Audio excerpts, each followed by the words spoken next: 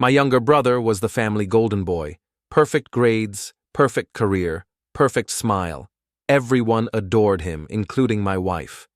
The thing about being the older brother to perfection is that you learn to accept second place early. Michael Ashford graduated valedictorian while I barely scraped through community college. He became a surgeon while I swung hammers for a living. He drove a BMW while I drove a 10-year-old pickup truck with rust spots and a temperamental starter. But I had Diana. Beautiful, ambitious Diana, with her corporate job and her dreams of climbing the social ladder. She married me when Michael was still in medical school, still finding himself, still not quite ready to settle down. I thought I had won something he couldn't have. I should have known better. The signs started small. Diana working late more often, her phone buzzing with messages she'd quickly hide, new clothes appearing in her closet, expensive ones that didn't match our budget. When I asked about them, she'd wave me off with explanations about work bonuses or sales I never saw receipts for. "Thomas, you worry too much," she'd say, that practiced smile sliding across her face like a mask. "I'm just trying to look professional. You want me to succeed, don't you?" Of course I did. I worked 60-hour weeks in construction, coming home with concrete dust in my hair and calluses on my hands, all so she could have the life she wanted. The nice house in the suburbs, the 2-car garage, the promise of something better than what I grew up with.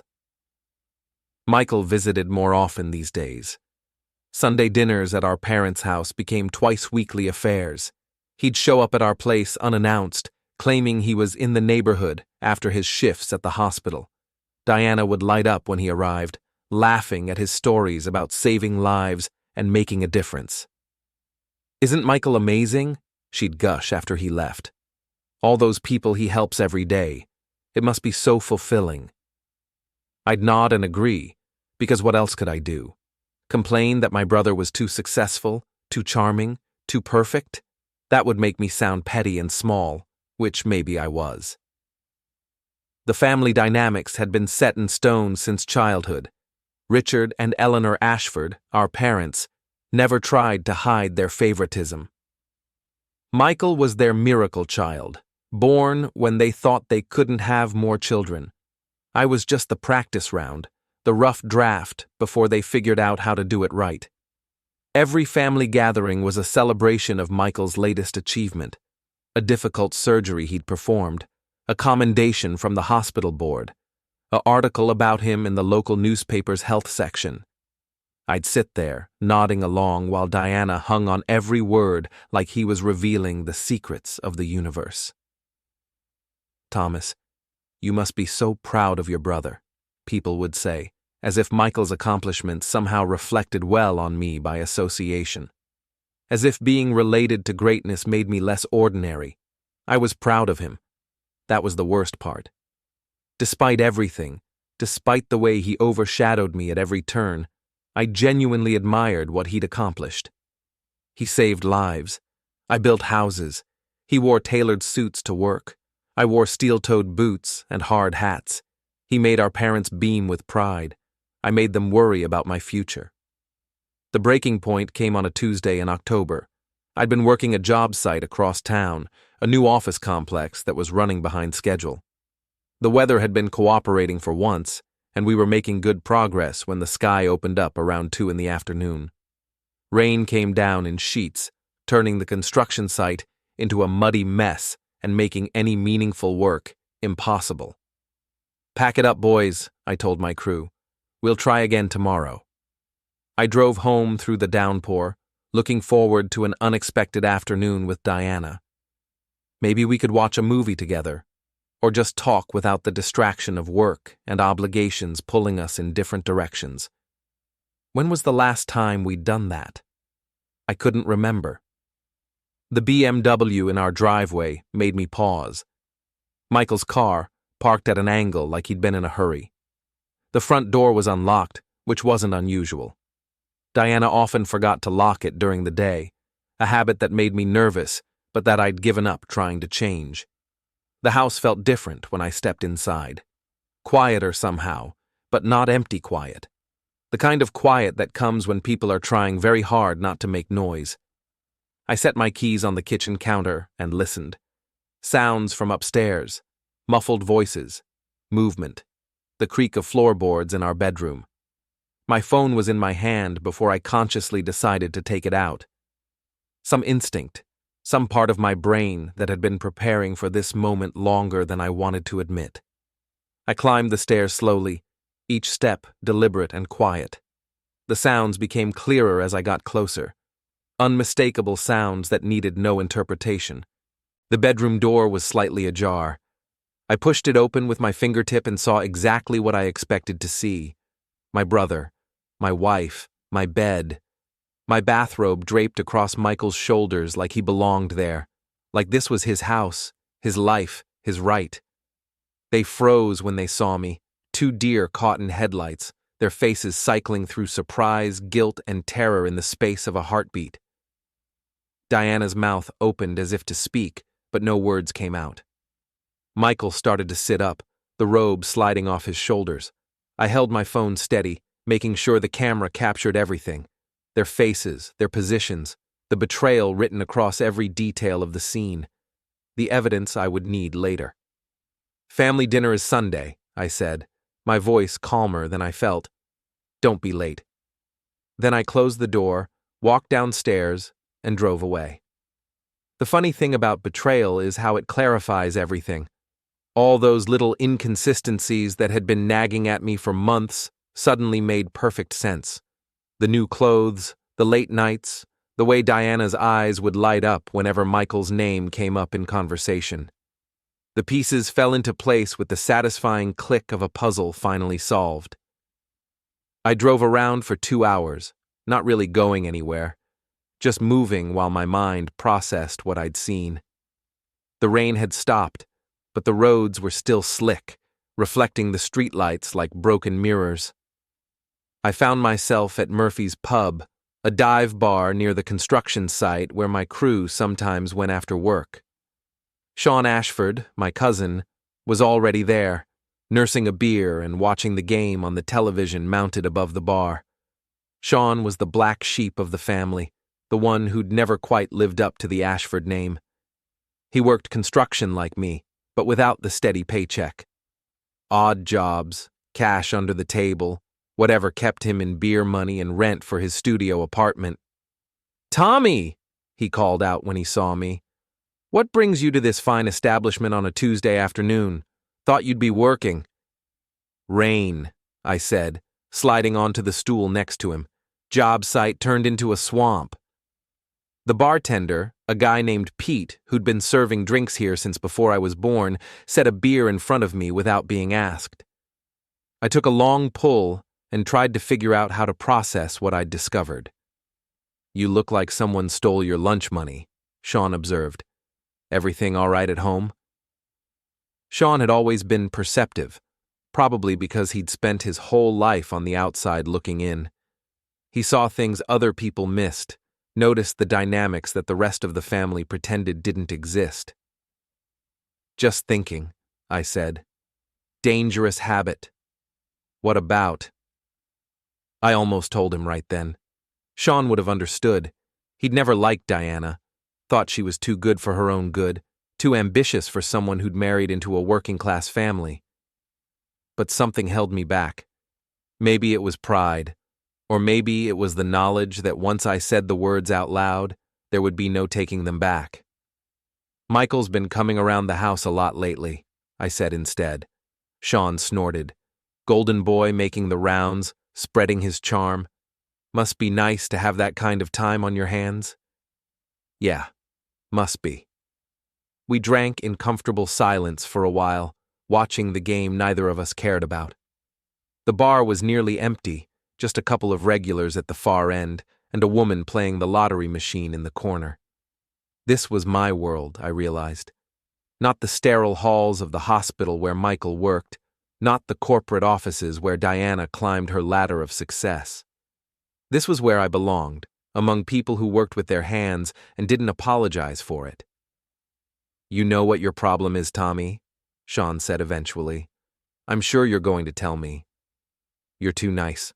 Always have been. You let people walk all over you because you don't want to make waves. Maybe? No, maybe about it. Remember when we were kids and Michael broke your model airplane? The one you'd been working on for months? I remembered. I'd been 12, Michael 8. The airplane was a P-51 Mustang, incredibly detailed, with moving parts and authentic paint schemes. I'd saved my allowance for weeks to buy it, spent countless hours carefully gluing each piece in place. Michael had been playing in my room when he wasn't supposed to be, knocked it off the desk, and watched it shatter into a dozen pieces. He cried, I said it was an accident. And you comforted him. Told Mom and Dad it was okay, that these things happen. You never even asked for a replacement. He was just a kid. So were you. But you were the older brother, so you had to be understanding. Had to be the responsible one. Had to make everything okay for poor little Michael. Sean finished his beer and signaled Pete for another. Some patterns never change, you know? Some people spend their whole lives taking, and other people spend their whole lives giving. Question is, what are you going to do when you've given everything you have? I thought about that question as I drove home.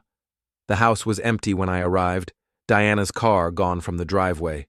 A note on the kitchen counter explained that she'd gone shopping with her friend Ava, wouldn't be back until late. The note was written in her careful handwriting, each letter perfectly formed, like she was trying to create evidence of normalcy. I went upstairs to our bedroom. The bed was made, the sheets changed, everything neat and tidy. No evidence of what had happened here a few hours earlier. Diana had always been good at covering her tracks, but I had evidence she couldn't erase. The video on my phone was crystal clear, perfectly focused, undeniably real.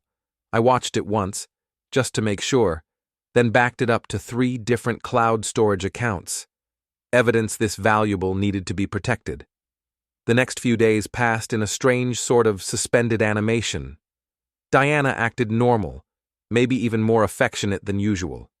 She made my favorite dinner Thursday night, asked about my work, laughed at my stories about the crew. If I hadn't seen what I'd seen, I might have thought we were having a good week. Michael called Friday evening while we were watching television. Diana answered on the second ring, her voice bright and cheerful. "Oh, hi, Michael. How are you?" I watched her face as she talked, noting the way her expression softened, the way she unconsciously played with her hair. She was good at this, I had to admit. If I hadn't been looking for it, I might have missed the signs entirely. Sunday dinner? Of course we'll be there. Thomas is right here if you want to talk to him. She held out the phone, but I shook my head. Tell him I'm busy. He's working on something in the garage, she said instead, covering for me smoothly. You know how he gets when he's focused on a project. After she hung up, she curled up next to me on the couch, like nothing had changed. Like she hadn't been in our bed with my brother 3 days earlier. Like our marriage wasn't built on a foundation of lies and betrayal.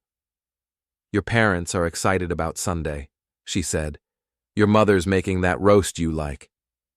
Great. You've been quiet lately. Everything okay? I looked at her. This woman I'd thought I knew, this person I'd shared my life with for 5 years. She was beautiful. I had to give her that. Even now, even knowing what I knew, I could see why Michael had been attracted to her. Why any man would be. Just tired, I said. Work's been busy. She nodded sympathetically. You work too hard, Thomas. Maybe you should take some time off. Maybe I will.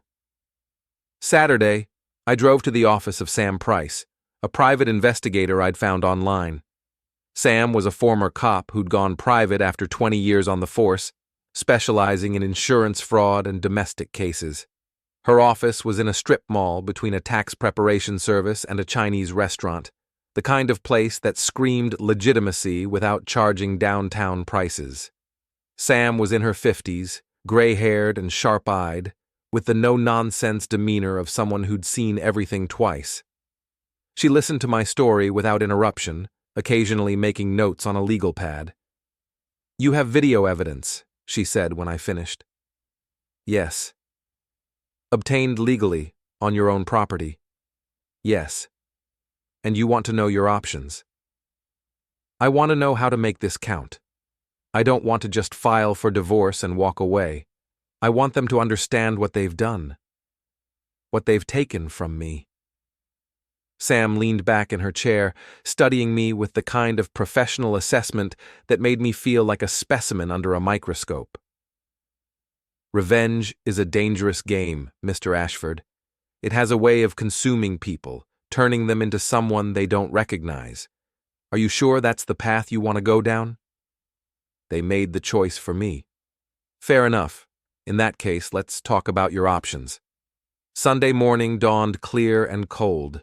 The kind of October day that makes you think about winter coming whether you want to or not. Diana was up early, fussing with her appearance in a way that seemed excessive for a family dinner. She changed outfits twice, finally settling on a blue dress that brought out her eyes and fit her in all the right places. "You look nice," I said from the bedroom doorway. "Thank you." She smiled at me in the mirror, and for a moment I almost forgot what I knew about her. Almost remembered why I'd fallen in love with her in the first place. "Are you wearing that?" she asked, looking at my khakis and button-down shirt. "What's wrong with this?" "Nothing, it's just... Never mind. You look fine." We drove to my parents' house in relative silence, the radio filling the space where conversation might have been. Diana stared out the window at the passing neighborhoods, each one a little nicer than the last as we got closer to the old money section where I'd grown up. The Ashford family home was a colonial revival with white columns and black shutters, the kind of house that suggested old money even when the money wasn't as old as people assumed. Michael's BMW was already in the circular driveway when we arrived. He'd beaten us there, probably wanted to get some FaceTime with our parents before the rest of us showed up, always working the angles, always positioning himself for maximum advantage.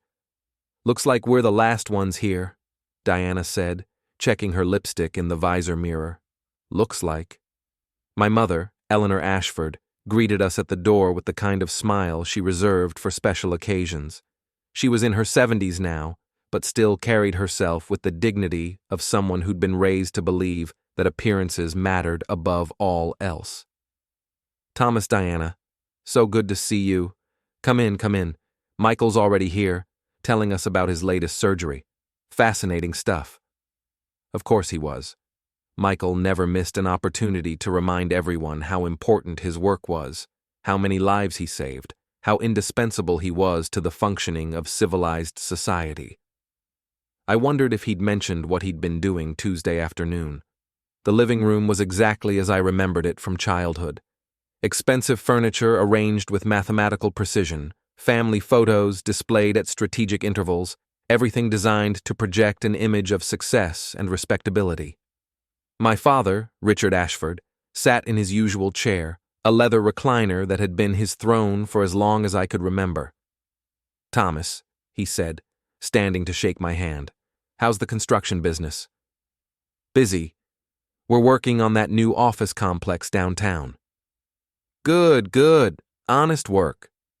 The way he said it made it clear that while my work might be honest, it wasn't particularly impressive. Not like Michael's work, which was both honest and heroic and socially significant.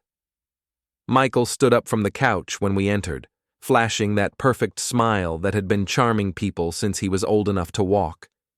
He was wearing a cashmere sweater and wool slacks, the kind of casual elegance that cost more than I made in a week.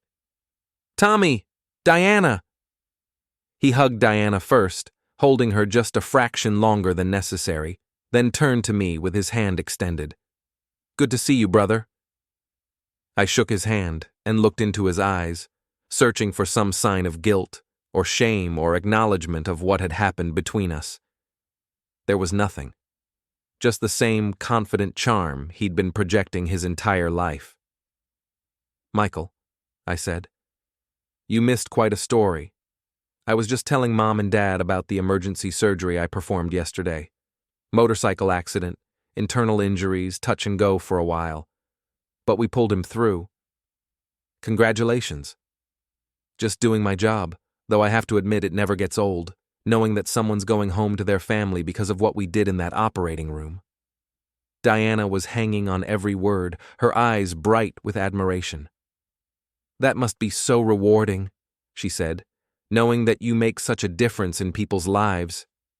It is, Michael agreed. Though I couldn't do it without the support of people like you, family means everything to me. I almost laughed at that.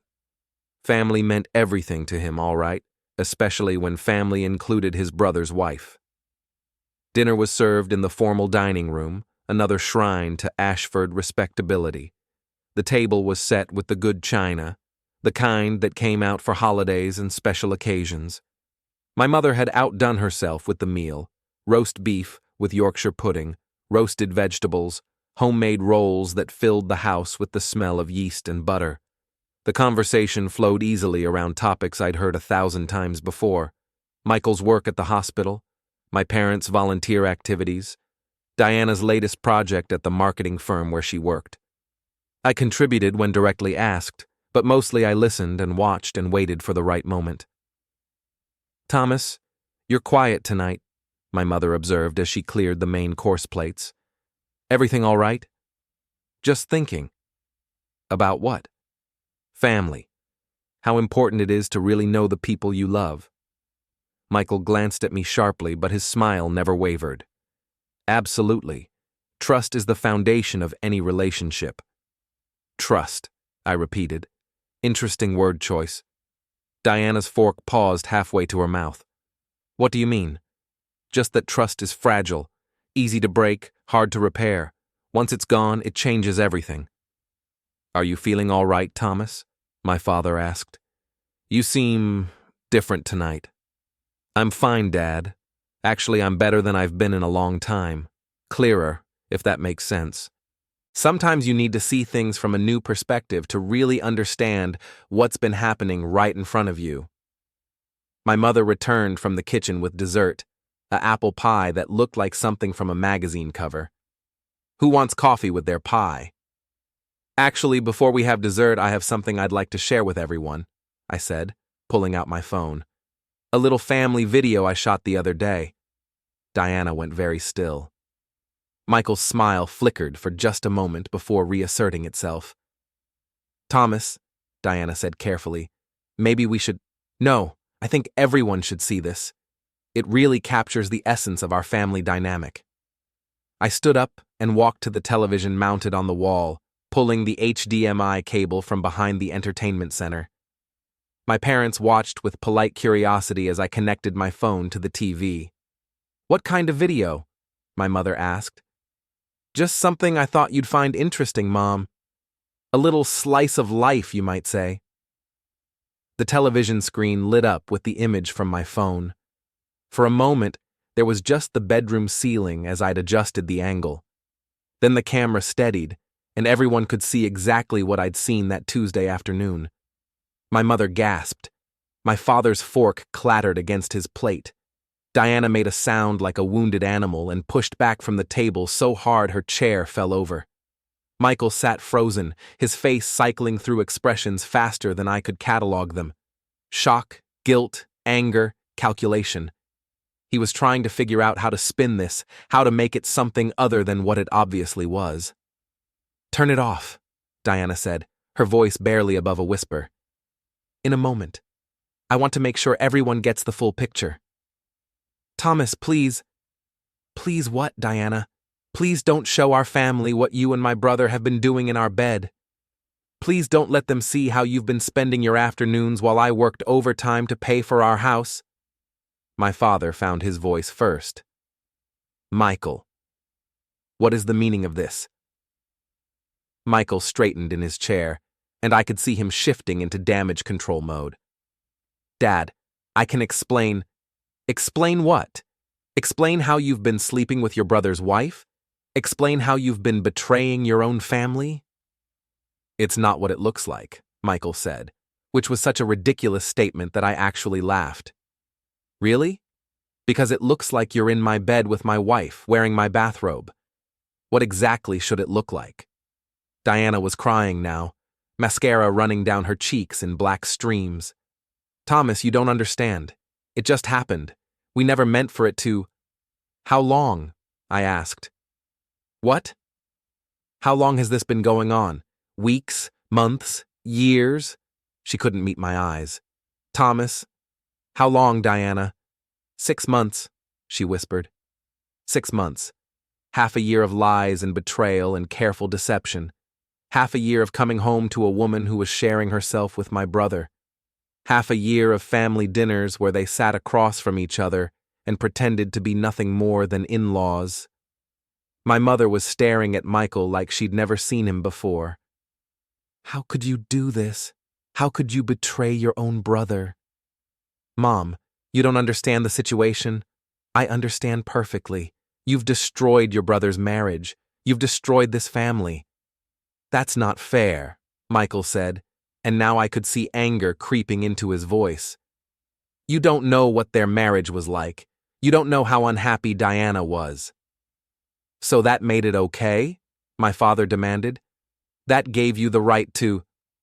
I didn't plan this, Michael said. It just happened. Diana needed someone to talk to, someone who understood. Someone who understood what? I asked. Michael looked at me with something approaching pity. She was lonely, Thomas. You were always working, always focused on the next project, the next paycheck. She needed more than that. She needed more than a husband who worked 60 hours a week to give her everything she wanted. She needed someone who could match her ambitions, someone who could give her the life she deserved. And there it was, the truth beneath all the rationalizations and excuses. Diana hadn't just been unfaithful, she'd been trading up, looking for someone who could offer her more than a construction worker ever could. Someone with status and money and social standing, someone like the family golden boy. So you decided to help her out, I said. How generous of you. Thomas, please, Diana said. Let me explain. Explain what? How you've been planning to leave me for my brother. How you've been laughing about the stupid husband who worked overtime while you two played house. It wasn't like that. What was it like, Diana? Help me understand. She looked around the table desperately, searching for an ally, someone who might take her side. She found nothing but shocked faces and disappointed stares. I love him, she said finally. The words hit the room like a physical blow. My mother actually recoiled. My father's face went red with anger. Michael looked like he wanted to crawl under the table. You love him, I repeated. Yes. And what about me? What about our marriage? What about the vows you made 5 years ago? I tried, Thomas.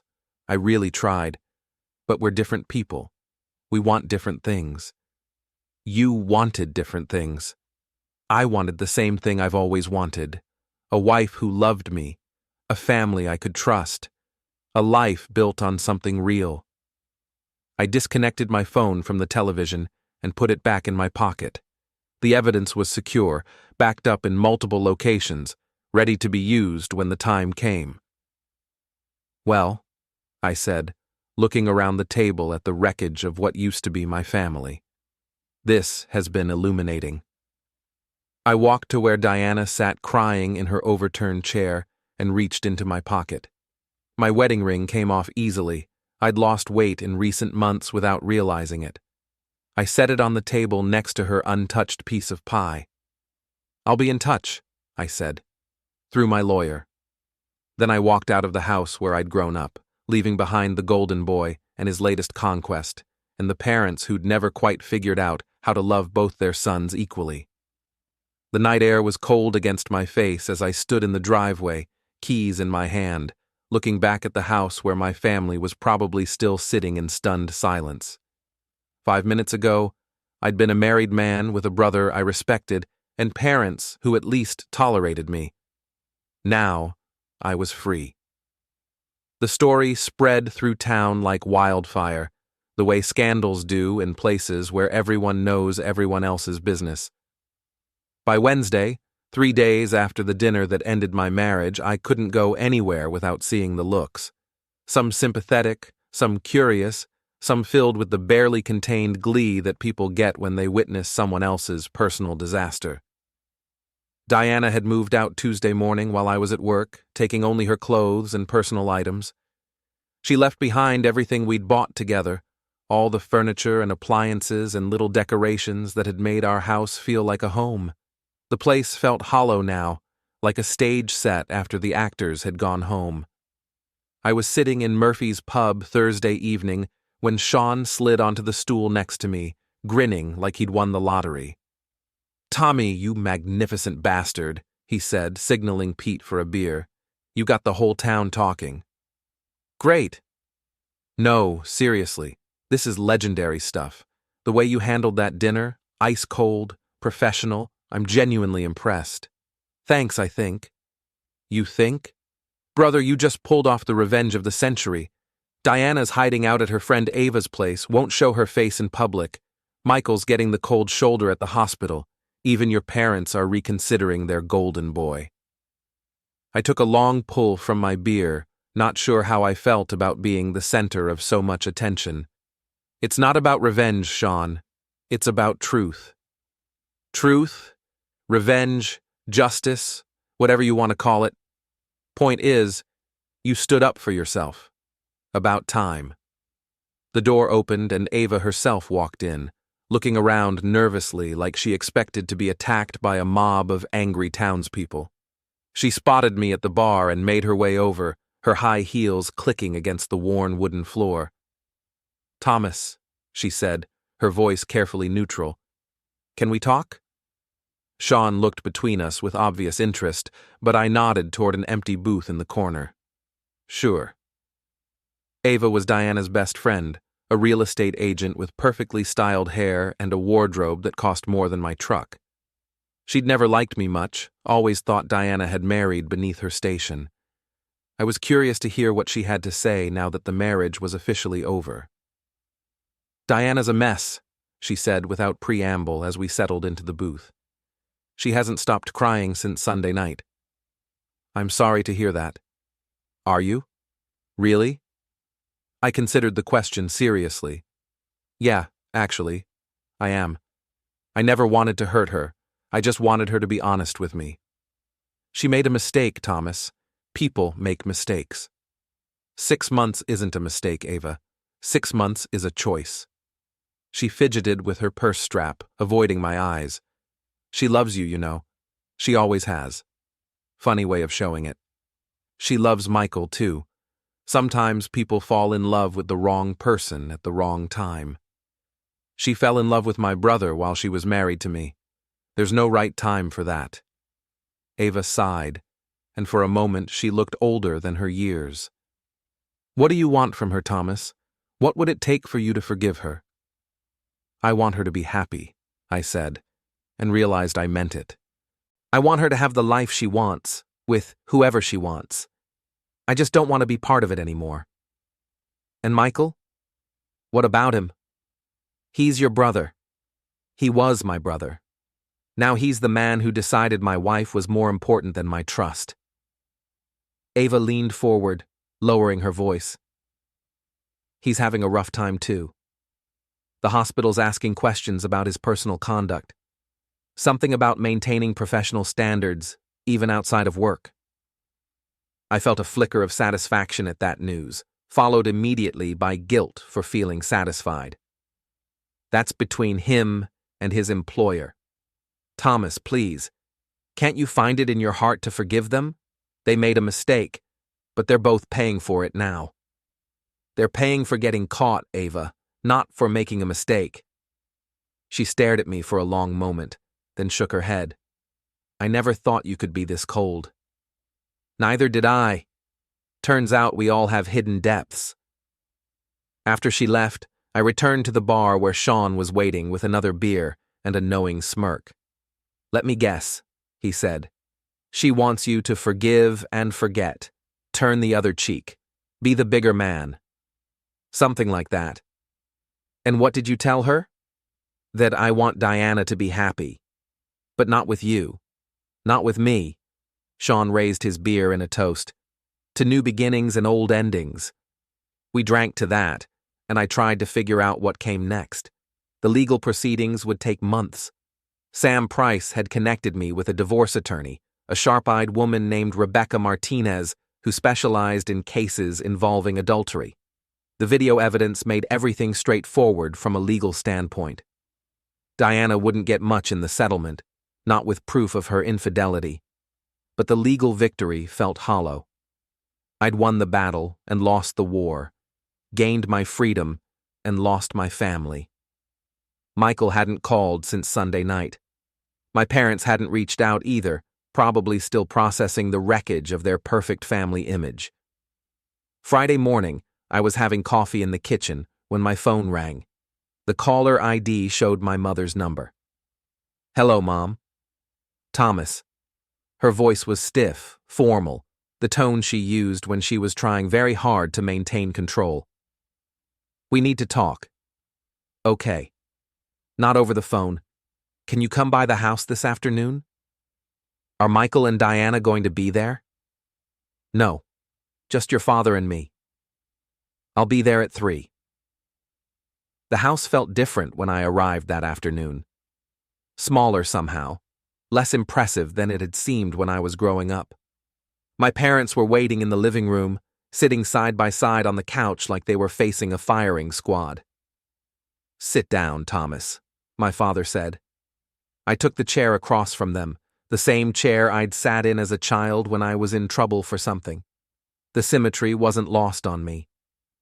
"We've been doing a lot of thinking since Sunday," my mother began, "about what happened, about our family. And we owe you an apology," my father said. Several apologies, actually. That wasn't what I'd expected to hear. "For what?" "For not seeing what was happening under our own noses," my mother said. "For not protecting you the way we should have. For playing favorites," my father added. "For making excuses for Michael when we should have held him accountable." I stared at them, these people who'd raised me and shaped me, and never quite managed to love me the way they loved their golden boy. "You don't need to apologize for loving Michael." "We do need to apologize for not loving you enough," my mother said, and her voice cracked on the words. "For taking you for granted, for assuming you'd always be there, always be understanding, always be willing to accept second place. You were the responsible one," my father said, "the reliable one. We knew we could count on you to do the right thing, so we focused our attention on Michael. We told ourselves he needed more guidance, more support." "More praise," my mother added. "More recognition. We thought you were strong enough to handle being overlooked." "Maybe I was." "You shouldn't have had to be," she said. "A parent's job is to love both children equally. We failed at that." We sat in silence for a moment, the weight of 30-plus years of family dynamics settling between us like dust. "What happens now?" I asked. "Now we try to do better," my father said. "We try to be the parents you deserved all along." "And Michael." My parents exchanged a look that spoke volumes about conversations they'd had in private. "Michael is going to have to earn his way back into this family's good graces," my mother said. "What he did was unforgivable. He's still your son." "So are you," my father said firmly. "And you're the son who didn't betray his own brother." I left my parents' house feeling lighter than I had in weeks. The conversation didn't erase 30 years of being second best, but it was a start. An acknowledgement that the family dynamics I'd grown up with weren't healthy or fair or inevitable. Saturday morning, I was working in my garage when Michael's BMW pulled into the driveway. I watched through the window as he sat in the car for a long moment, gathering courage or planning strategy or just trying to figure out what to say to the brother he'd betrayed. He finally got out and walked to the open garage door, hands in his pockets, looking less like the golden boy and more like a man who'd lost his way. "Thomas." "Michael. Can we talk?" I set down the wrench I'd been holding and leaned against my workbench.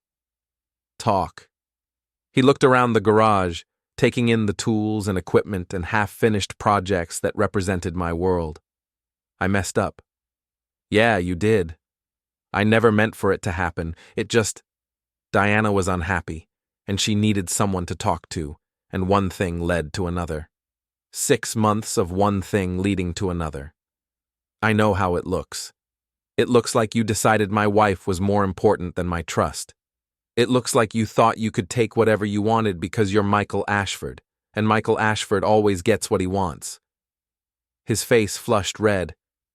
That's not fair. Fair? I laughed, but there was no humor in it. You want to talk about fair? Was it fair when you broke my model airplane and I comforted you instead of demanding a replacement? Was it fair when Mom and Dad spent my college fund on your medical school because you were the one with potential? Was it fair when I worked overtime every week so Diana could have nice things while you swooped in to reap the benefits? Thomas, I'm not done. Was it fair when you decided that my marriage was just another thing you could take because you wanted it? When you looked at everything I'd built and decided you deserved it more than I did? Michael's composure cracked, and for the first time since we were children, I saw him without the mask of perfection. I love her, Thomas. I really love her. So did I. But you don't understand what it's like to want something you can't have. You've never had to fight for anything. Everything just came easily to you. I stared at him in amazement. Everything came easily to me? Are you serious right now? You had Diana. You had a stable job, a nice house, a normal life. You never had the pressure I was under, the expectations. I had those things because I worked for them, Michael. I got up every morning at 5:30 and went to a job site and busted my back for 10 hours a day so I could afford a life with the woman I loved. You had everything handed to you on a silver platter and decided you wanted my life too. It wasn't like that. Get out. Thomas, please. Get out of my garage. Get out of my driveway. Get out of my life. He stood there for a moment longer, and I could see him trying to find the words that would fix this, that would make everything go back to the way it was before. But there were no such words, and eventually he realized it. I'm sorry, he said quietly. I know you are. You're sorry you got caught. He walked back to his car without another word, and I watched him drive away. The golden boy, finally tarnished beyond repair. The divorce proceedings moved faster than I'd expected. Rebecca Martinez was everything Sam Price had promised. Sharp, thorough, and completely unsympathetic to Diana's attempts to claim half of everything we'd built together. The video evidence made her case impossible to defend. She's asking for spousal support, Rebecca told me during a meeting in her downtown office. Claims she gave up career opportunities to support your marriage. What kind of career opportunities? That's what I asked. Turns out she can't provide specifics. Her work history shows steady advancement at the marketing firm, regular raises, increasing responsibility. Hard to argue she sacrificed anything. What about the house? She has no claim to it. You owned it before the marriage, paid the mortgage with your income, handled all the improvements yourself. She might get some of the furniture, but that's about it. And Michael? Rebecca's expression hardened. What about him? Is he facing any legal consequences? For adultery? No, it's not a crime, just grounds for divorce. But I understand his professional situation has become complicated. That was putting it mildly. The story had reached the hospital administration within days of the Sunday dinner revelation.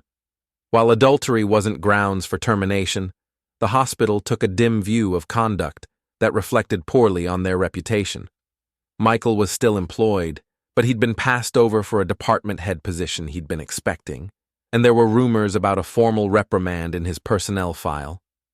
The social consequences were more severe. The medical community in our town was small and gossipy, and everyone knew everyone else's business. Michael's reputation as the golden boy had taken a hit that would take years to recover from, if it ever did. Diana, meanwhile, had become something of a pariah among our former social circle. Ava had tried to stand by her at first, but even loyalty has its limits when supporting someone makes you a target for gossip yourself. Diana had moved out of Ava's place and into a small apartment across town, away from the neighborhoods where she might run into people who knew her story. I felt bad for her, which surprised me. The anger had faded, replaced by something closer to pity. She'd gambled everything on a relationship with my brother and lost not just her marriage, but her social standing, her friend group, and her comfortable life. Michael might love her, but love didn't pay the bills or restore a damaged reputation. The final divorce hearing was scheduled for a Tuesday in November. I arrived at the courthouse early, wearing the same suit I'd worn to our wedding 5 years earlier. The irony wasn't lost on me. Diana was already there with her attorney, a young man who looked like he'd rather be anywhere else. She'd lost weight since the separation, and her clothes hung loose on her frame. She glanced at me when I walked in, then quickly looked away. Michael wasn't there. I'd wondered if he would show up, but apparently he'd decided to let Diana face this alone. Another sign that the Golden Boy's charm had its limits. The hearing itself was brief and businesslike. Judge Patricia Hendricks had been handling divorce cases for 20 years and had no patience for drama or extended arguments. She reviewed the evidence, listened to both attorneys make their cases, and rendered her decision with the efficiency of someone who'd seen it all before. The evidence clearly establishes grounds for divorce based on adultery, she said. The respondent's claim for spousal support is denied. The petitioner retains sole ownership of the marital residence and all assets acquired prior to the marriage. Shared assets will be divided according to the agreement submitted by both parties. And that was it. 5 years of marriage dissolved in less than 30 minutes. Diana was crying as we left the courtroom. Her attorney patted her shoulder awkwardly and mumbled something about appeals. But we both knew there was nothing to appeal. The evidence was clear, the law was straightforward, and the outcome was exactly what everyone had expected. I was walking to my truck when she caught up with me in the parking lot. "Thomas, wait." I stopped and turned around. She looked fragile in the afternoon sunlight, like a strong wind might blow her away. "I want you to know," she said, "that I never meant for it to happen this way. I know. I did love you. I still do, in a way. I know that too. Then why couldn't you forgive me? Why couldn't we work through this?" I thought about the question, one I'd been asking myself for weeks. Because forgiveness requires trust, Diana, and trust requires honesty. You weren't honest with me for 6 months. You looked me in the eye every morning and lied about where you'd been and what you'd done. That's not a mistake. That's a choice you made every single day. I was going to tell you. When? After you'd figured out how to leave me for Michael without looking like the bad guy? After you'd lined up your exit strategy? She didn't answer, which was answer enough. "I hope you're happy with him," I said, and meant it. "I hope it was worth what it cost." "Are you happy?" she asked. "Are you better off without me?" I considered the question seriously. Was I happy? I wasn't sure happiness was the right word, but I was free. Free from the constant worry that something was wrong in my marriage. Free from the feeling that I wasn't good enough for the woman I'd married. Free from the exhausting effort of trying to be someone I wasn't. "I'm better off with the truth," I said finally. She nodded and wiped her eyes with a tissue that had seen better days. "I'm sorry, Thomas, for all of it. I know you are." I watched her walk away, this woman who'd been the center of my world for 5 years. She got into a car I didn't recognize, probably Michael's, since her BMW had been repossessed when she couldn't make the payments, and drove out of my life for good. That evening, I was back at Murphy's pub, celebrating my newly single status with Sean and a few guys from the construction crew. The mood was lighter than I'd expected, more like a wake for something that had been sick for a long time than a funeral for something healthy. "So what's next?" Sean asked as Pete refilled our beers. "You going to start dating again? Play the field? Make up for lost time?" "I'm going to finish the projects I started in my garage," I said. Maybe take that vacation I've been putting off for 5 years. Learn to cook something besides sandwiches and frozen dinners. Sounds boring. Sounds peaceful. My phone buzzed with a text message. For a moment I thought it might be Diana, but the number belonged to my mother. Your father and I are proud of you, the message read. You handled everything with dignity and grace. We love you. I showed the message to Sean, who raised his beer in a toast. To dignity and grace, he said. To truth and consequences, I replied. We drank to that, and I felt something settle in my chest that I hadn't realized was missing. Not happiness, exactly, but something close to it. Peace, maybe. Or just the absence of constant anxiety. The golden boy had fallen, the marriage was over, and I was free to figure out who I was when I wasn't trying to be good enough for people who didn't appreciate me anyway. It felt like a pretty good place to start.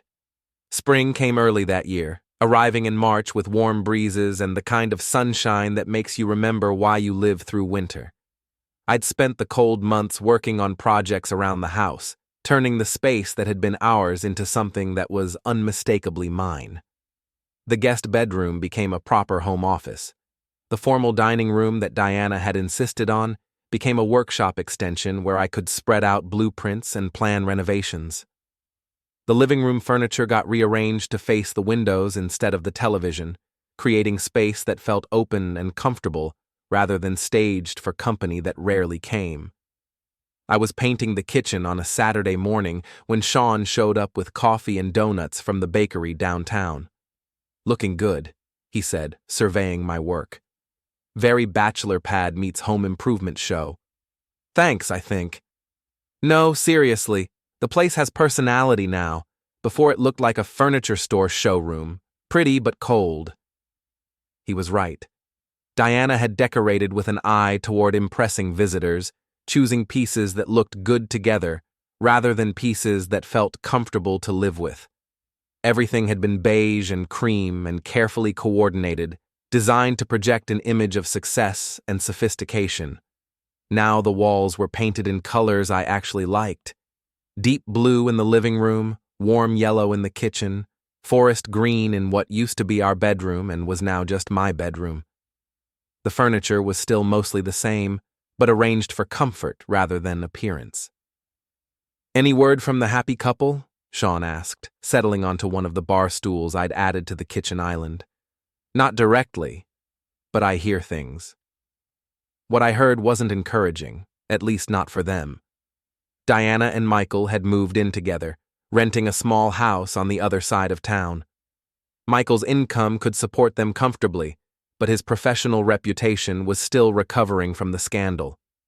The department head position he'd lost had gone to someone else permanently, and there were rumors that he was considering a move to another city where the gossip might not follow him. Diana had been forced to take a lower-paying job at a smaller marketing firm after her former employer decided her personal drama was affecting workplace morale. The new position was a significant step backward in terms of both salary and responsibility, and she was struggling to adjust to a lifestyle that was considerably less comfortable than what she'd grown accustomed to. You ever feel bad for them? Sean asked. Sometimes. But then I remember that they made their choices knowing what the consequences might be.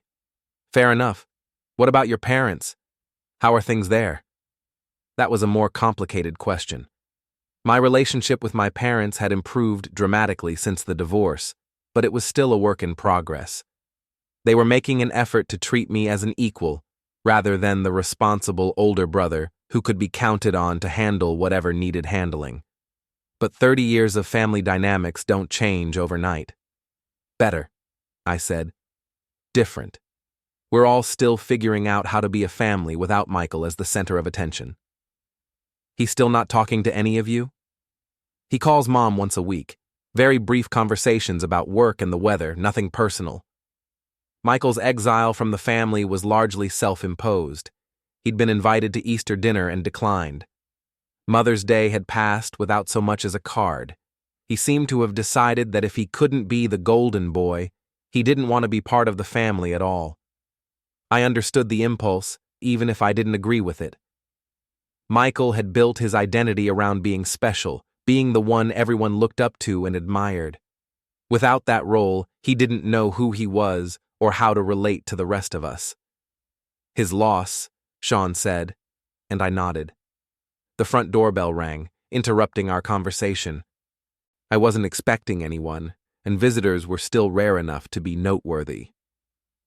I wiped my hands on a paint-stained rag and went to answer it. Sam Price stood on my front porch, looking official in a way that made me nervous. "Sam, what's up?" "Can I come in? There's something we need to discuss." I led her to the living room, noting the way her eyes took in the changes I'd made to the space. Sean followed us, curious about what had brought the private investigator to my door. "Nice work on the house," Sam said, settling into the chair that had been Diana's favorite. "Feels more like you." "Thanks. What brings you by?" "I've been keeping an ear to the ground, like you asked, monitoring the situation with your ex-wife and brother. And? There's been a development. Diana filed a police report yesterday." My stomach dropped. "About what?" "She's claiming harassment. Says someone's been following her, taking pictures, making her feel unsafe." "Someone like me?" She didn't mention names, but the implication was clear. The officer who took the report is someone I know. He wanted me to give you a heads up before any official inquiries started. Sean leaned forward in his chair. "That's ridiculous. Tommy's been here working on the house every weekend. I can vouch for that." "I believe you," Sam said. "But perception matters in these situations. Diana's painting herself as the victim of a vindictive ex-husband who won't let her move on with her life." "What kind of evidence does she have?" I asked. "That's the interesting part. She claims someone's been taking pictures of her in Michael's house, following her to work, showing up at places where she shops. But when pressed for details, she couldn't provide much specifics. No license plate numbers, no clear descriptions, no actual photographs of the alleged stalker. So she's lying. Or someone really is following her, but it's not you. Or she's paranoid and seeing threats that don't exist. Hard to say without more information." I thought about this development, trying to figure out what Diana's endgame might be. What does she gain by filing a false report? Sympathy, for one thing. She's been pretty isolated since the divorce, lost most of her friend group, struggling professionally. Playing the victim might be her way of getting people back on her side. Or she's setting up for a restraining order, Sean added. Create a paper trail that makes you look like a threat, then use it to justify legal action. Sam nodded. That's possible too. Restraining orders are easy to get and hard to fight, especially when there's already a history of domestic conflict. What do you recommend? Keep doing what you're doing. Stay visible, maintain your routines, make sure you have alibis for your whereabouts. If she escalates this, we'll need to be able to prove you weren't anywhere near her. After Sam left, Sean and I sat in the living room trying to process this latest development. I felt like I was being pulled back into a drama I'd thought was finished, forced to defend myself against accusations that had no basis in reality. This is what happens when you humiliate someone publicly, Sean said. They look for ways to get back at you. I didn't humiliate her. I exposed the truth.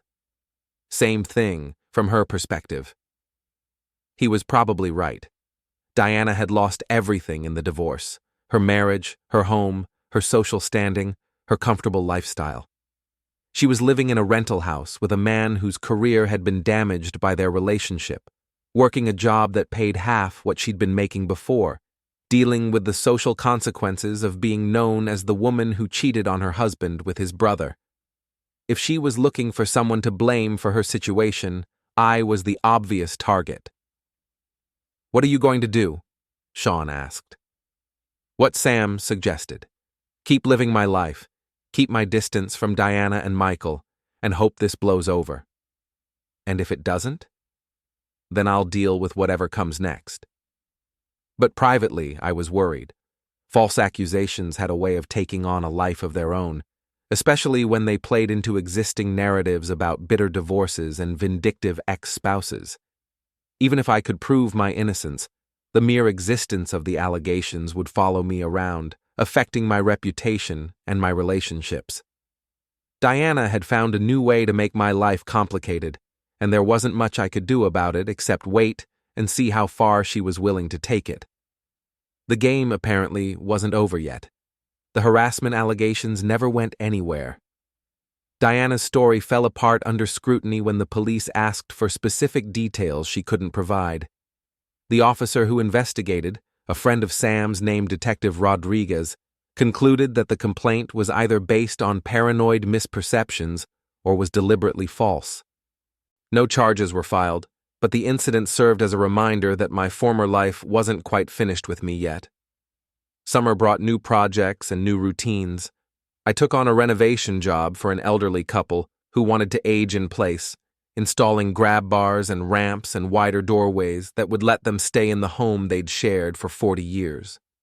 The work was satisfying in a way that the big commercial projects never were, personal and meaningful rather than just profitable.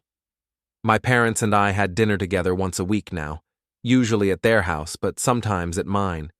The conversations were easier than they'd been in years, focused on present concerns rather than past disappointments or future expectations. We were learning to be a family of 3 instead of 4, and it was working better than any of us had expected. Michael remained in exile, though I heard through various channels that he and Diana were planning to marry in the fall. A small ceremony, immediate family only, nothing like the elaborate wedding Diana and I had had 5 years earlier. The irony of her settling for less with the man she'd thought would give her more wasn't lost on me. I was working in my garage on a Saturday afternoon in August when a car I didn't recognize pulled into my driveway. The driver was a woman about my age with short brown hair and laugh lines around her eyes. She got out and walked toward the open garage door with the confident stride of someone who knew exactly where she was going. "Thomas Ashford?" she asked. "That's me. I'm Kate Morrison. I think we have a mutual friend in Sam Price." I set down my tools and gave her my full attention. Sam didn't make casual introductions, and she'd mentioned that she might have someone she wanted me to meet. "Sam speaks very highly of you," Kate continued. "She said you might be interested in a project I'm working on." "What kind of project?" "I run a nonprofit that builds and renovates homes for low-income families. We're always looking for skilled contractors who might be interested in donating some time to a good cause." She handed me a business card and a folder full of information about her organization. The work looked interesting, the kind of projects that made a real difference in people's lives rather than just adding to someone's investment portfolio. "I'd be happy to take a look," I said. "Great. We're having a volunteer orientation next Saturday morning if you'd like to come check us out. No commitment required, just an opportunity to see what we do and meet some of the other volunteers." I said I'd be there, and she smiled in a way that made me think Sam had been right to suggest we meet. After Kate left, I sat in my garage thinking about the conversation and what it might represent. For the first time since the divorce, I was considering the possibility of building something new rather than just recovering from something that had been destroyed. The house was quiet around me, but it was a comfortable quiet now, the silence of a space that belonged fully to someone who appreciated it. The walls were painted in colors I liked, the furniture arranged for my comfort, the projects and hobbies that interested me spread out across surfaces that no one else needed to use. I thought about Diana and Michael, probably planning their wedding and trying to build a life together, despite the circumstances that had brought them together. I hoped they would be happy, though I doubted they would be. Relationships built on betrayal carried the seeds of their own destruction, and trust once broken was almost impossible to fully repair. But that was their problem now, not mine. The sun was setting through the garage windows, painting everything in warm golden light. I had work to finish, dinner to make, a quiet evening ahead with a book I'd been wanting to read, and no one to answer to but myself. It was, I realized, exactly the life I wanted. The golden boy had fallen, The marriage was over, and I was free to discover who I was when I wasn't trying to be good enough for people who didn't deserve my efforts. It turned out to be someone I actually liked. The phone rang inside the house, probably my mother calling to confirm Sunday dinner plans, or Sean wanting to know if I was interested in watching the game at Murphy's. Normal calls from people who cared about me, people I could count on, people who saw me as I actually was rather than as a reflection of their own needs and expectations. I walked inside to answer it, leaving the garage door open to let in the evening air, ready for whatever came next.